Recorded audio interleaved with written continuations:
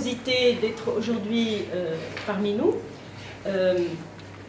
C'était l'occasion de permettre, à travers vous, à des femmes de s'exprimer. Et je pense que c'est très important de donner la parole aux femmes dans une société qui actuellement cherche non seulement à la faire taire, mais cherche à la culpabiliser à la première occasion. Nous sommes ici en tant qu'équipe de recherche d'abord.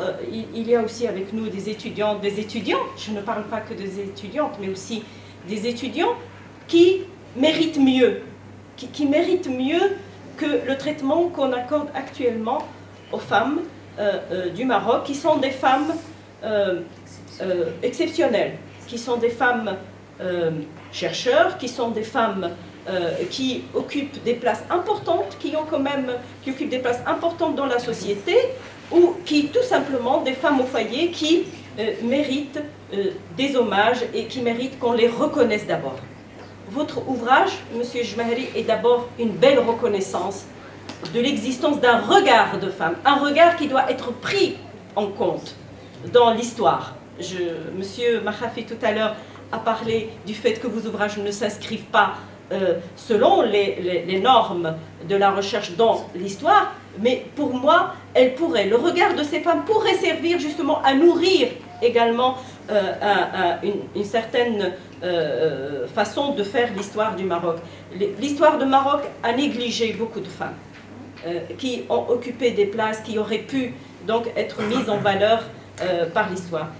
À Tanit, nous avons réalisé un ouvrage que nous allons vous offrir tout à l'heure, qui s'appelle d'ailleurs Femmes artistes de Meknès Sefilelt, qui est un ouvrage aussi qui rend hommage à des femmes. Alors le point commun entre nous, deux points communs entre nous, c'est que vous avez donné la parole aux femmes, nous aussi, mais nous, ce que nous avons fait aussi, et là aussi c'est le deuxième point commun, c'est que nous avons visibilisé des femmes qui ne l'étaient pas. Ça veut dire des femmes artistes qui n'ont pas eu cette chance d'être, comment dire, d'être médiatisées. Nous avons mis ces femmes sous le projecteur et nous avons fait connaître des femmes qui n'avaient pas eu jusqu'alors le droit à être connues, à être reconnues en tant qu'artistes. Il faut, je le dis parce que j'y crois, il faut, comment dire, donner à ces femmes l'occasion, elles-mêmes devraient se donner l'occasion de compter dans cette société, d'être des vrais égales des hommes dans tous les domaines, pas simplement dans les domaines, disons, politiques, non, mais même dans la recherche, parce que nous remarquons que les femmes chercheurs ne représentent même pas 20% des chercheurs au Maroc. Donc il y a beaucoup de travail à faire, c'est pour cela que nous tenons à Tanit à encourager les jeunes étudiantes pour qu'elles puissent quand même devenir des chercheurs de demain, parce que nous considérons qu'elles peuvent apporter énormément, tout autant du moins ou plus même, leurs capacités, leurs compétences. Et d'ailleurs nous remarquons que de plus en plus de filles ont accès au master, ont accès au doctorat. Et ceci ne peut qu'enrichir notre pays, je le dis bien, qu'enrichir la recherche, et à travers la recherche, bien sûr, le développement de notre pays. C'était juste un petit plus que je tenais quand même à ajouter pour enrichir aussi le débat. Et je vous remercie du fond du cœur, Monsieur Jmahri.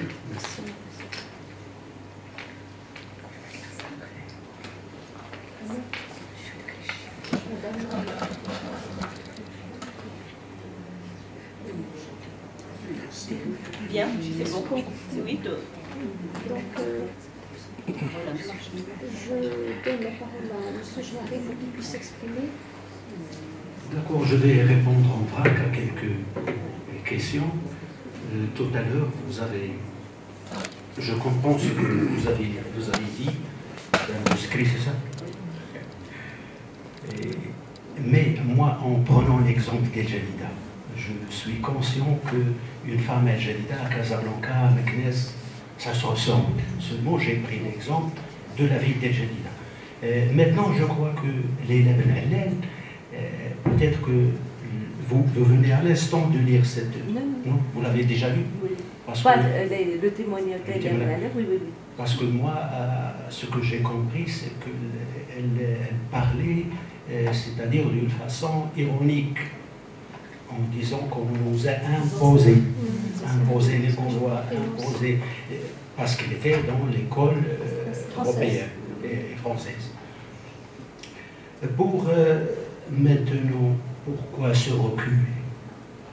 Bien, tous, nous tous, on doit répondre pourquoi il y a ce recul. Mais si je prends par exemple à travers les témoignages de ces femmes, je constate que le volet culturel, la présence culturelle était pour quelque chose dans la conscience, dans la conduite, dans le savoir-vivre, dans la perception de la vie. Alors toutes ces filles-là n'avaient pas du temps à perdre. Elles étaient soit au collège, à l'école, au théâtre, suivre les documentaires de connaissance du monde, la musique, la plage, les promenades. Donc elle était prise dans un engrenage culturel positif. Actuellement, les moyens de savoir existent à fond. La technologie, les universités, les journaux et tout. Et malgré tout cela, il y a une certaine régression. Nous tous, on doit y répondre. Et là, je vois aussi que ce volet-là, d'ailleurs, la crise de l'enseignement, de la culture, le problème est très épineux, ce n'est pas très facile, d'autres aspects politiques interviennent, et c'est ce qui fait que ce côté-là positif de la culture n'est plus le même, d'où un certain nombre de problèmes qu'on voit. Là, vous avez donné un exemple tout à l'heure de la fille à l'école et d'autres problèmes qui n'existaient pas à l'époque où les moyens du savoir étaient limités. Je dirais aussi, en langue arabe, pour M. Mahafi, tout à l'heure, il a parlé que j'avais l'opportunité de rencontrer des penseurs, des écrivains et tout ça. Mais c'était et là je conseille les étudiants. Cette opportunité existe toujours. Mais c'est à nous d'aller vers l'autre. C'est à nous d'aller à la rencontre de ces écrivains, de ces intellectuels, de ces acteurs, et discuter avec eux, échanger. Moi, cela m'est arrivé. En rencontrant par exemple Akber Khatibi, c'est un monsieur d'une grande simplicité. Nous, quand on imagine une fausse imagination que Akber Khatibi, Drish Taibi est une personnalité dans le Borj al-Haji, maintenant qu'on ne peut pas atteindre. Alors que c'est tout à fait le contraire. Il faut essayer, il faut faire le pas. Le premier pas, c'est à vous de le faire. Dans mes écrits littéraires, les recueils de nouvelles, est-ce que je parle aussi d'El Jadida? Il y a un petit peu d'El Jadida aussi, mais il y a l'espace marocain également. Je voudrais aussi ajouter quelques points. Tout à l'heure, je n'avais pas eu l'occasion de les citer. Vous savez que Akber Khatibi a écrit La mémoire tatouée. Et dans La mémoire tatouée, il parle dans une des pages qu'il a constitué ou qu'il faisait partie d'une association de jeunes, d'un groupe de jeunes qui s'appelait Blonde Blue Moon. C'était des jeunes qui se rencontraient pour discuter, danser et boire du thé.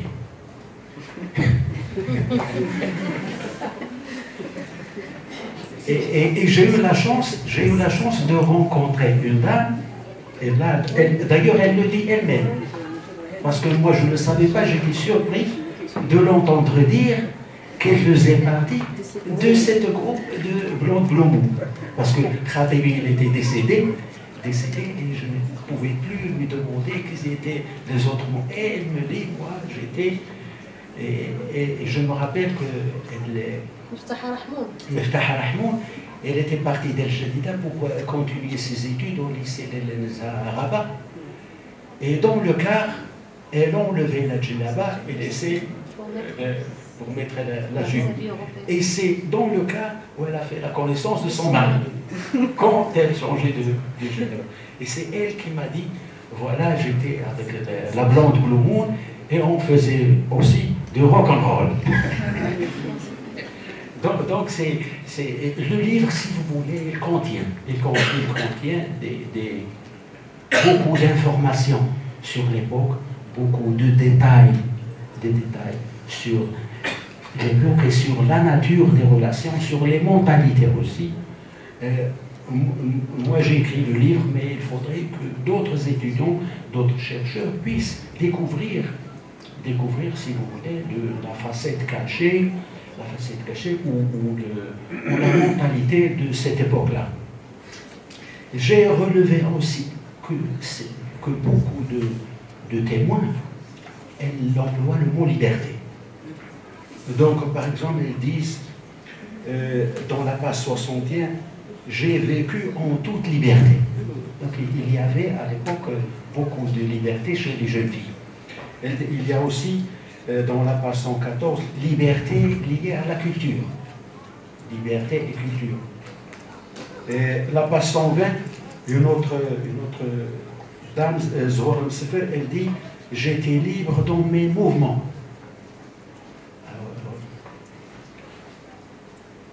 La page 133, il y avait même, dans les années 60, l'élection de Miss Mazalan. Dans les années 60. Page 131. Alors les filles qui vont faire le goûter aux pâtisseries royales pour déguster le gâteau au rhum. Le baba.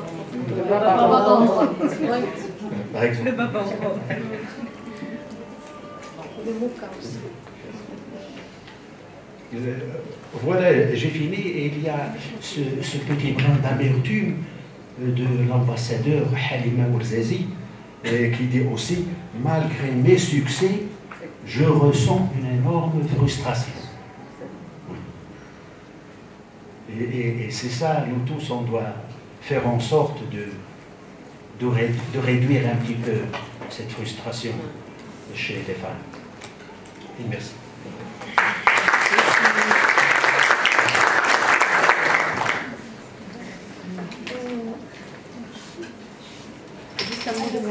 Un mot de clôture qui sera donné par la responsable de l'équipe de recherche britannique.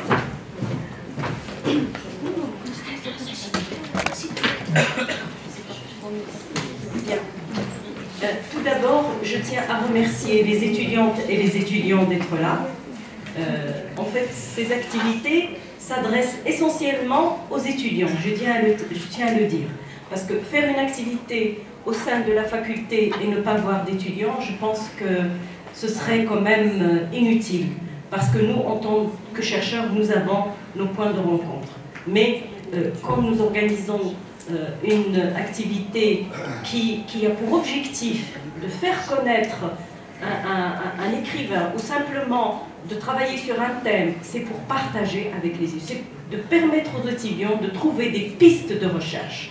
Parce que pour ceux et celles qui veulent continuer leurs études par la suite, ils ont besoin de mieux connaître ce qui se passe dans le monde de la recherche, dans le monde de la culture, pour pouvoir justement choisir une piste. Donc c'est essentiellement adressé aux étudiants. Et je remercie mes étudiants ici présents, mais aussi peut-être d'autres étudiants, et qui quand même, malgré leur... je sais très bien qu'ils ont beaucoup de choses à faire, il trouve le moyen de venir partager avec nous et écouter les intervenants. Alors, au Maroc actuellement, nous avons besoin d'une féminisation du regard sur les choses, sur la vie.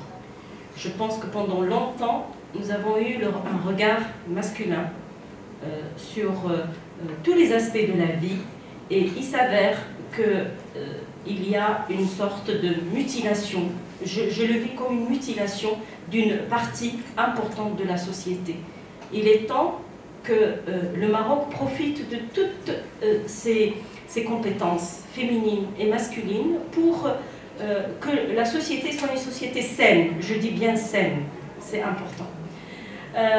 Je remercie mes amis qui sont là aussi, mes amis qui sont dans le monde associatif. Je remercie ici la présidente de la section des femmes écrivaines de Meknès, Madame Rachida Fchali. Je remercie, mais Ouda, j'ai pensé plutôt à votre sœur, je suis désolée, Rachida, Ouda, donc je remercie Monsieur Nadel Ismaili de la faculté de droit qui est aussi parmi nous, et tous les autres, Madame Sfiani, Madame Ismaili, Madame Ouazani, qui sont là et qui partagent avec nous, Monsieur Mahafi, qui nous a toujours soutenu les femmes, hein, et particulièrement l'équipe Tanit. Il y a également notre collègue Madame Bza, et il y a aussi notre collègue Adjilil Khadim. Donc je remercie tous ceux que je vois et tous ceux que je ne vois pas, je ne sais pas. Et je voudrais, pour clore cette rencontre, faire connaître aux étudiants et étudiantes et aux présents que nous travaillons actuellement en tant que Tanit. Nous travaillons sur une thématique d'actualité, sur la thématique les violences à l'encontre des femmes dans l'espace public, qui est notre thème de l'année, mais qui est également le sujet d'une étude que nous menons sur Meknès, donc les femmes à Meknès dans l'espace public et les violences donc à l'encontre des femmes dans l'espace public à Meknès et environ. C'est un projet sur lequel nous travaillons en ce moment. C'est pour mieux vous faire connaître un peu sur quoi nous travaillons. Et aussi pour faire connaître à M. Jmehri notre thème de travail actuel. Alors, désolée de t'interrompre, j'aimerais juste avant que tu sauter sur ce que vous avez dit, M. Mahafi, à propos de l'écriture de l'histoire. Je ne suis pas tout à fait d'accord avec ce que vous avez... Je n'ai pas eu tout à l'heure l'occasion de répondre parce que j'ai laissé l'opportunité à M. Jmehri de se défendre, mais j'ai eu juste une petite remarque, c'est que en fait les sources de l'histoire, comment écrire l'histoire, ça c'est la spécialité des historiographes. Ben, ils se basent sur 3 sources en fait. Vous avez la source muette, c'est-à-dire les vestiges, les monuments historiques. Vous avez la source écrite, c'est-à-dire les archives. Et puis vous avez une source orale, c'est-à-dire les témoignages. Donc on ne peut pas laisser de côté cela parce que, à mon sens, c'est une mine d'or pour ce qui est de l'écriture de l'histoire. J'ai découvert cela quand j'ai travaillé sur les récits de voyage, et j'ai découvert que c'était aussi une source historique à ne pas négliger. Et j'ai même pensé à une réécriture de l'histoire du Maroc à partir du regard français sur le Maroc, parce qu'on nous a appris à l'école certaines choses qui étaient, désolé de le dire, mais qui étaient fausses, ou bien voilà, qui étaient plus ou moins falsifiées. Donc voilà, merci beaucoup. Donc je tiens pour clore, avant de partir, je tiens à remercier encore une fois Monsieur Jmehri. Je le remercie doublement, d'abord d'avoir accepté d'être là, mais aussi d'avoir accordé à des femmes la possibilité et l'occasion de parler à travers vous. Et la parole des femmes a une importance extrême dans la société, et je pense que nous avons besoin de déconstruire un certain regard pour reconstruire un regard qui est féminin et masculin. Et voilà, donc je remercie tout le monde et à la prochaine. Merci.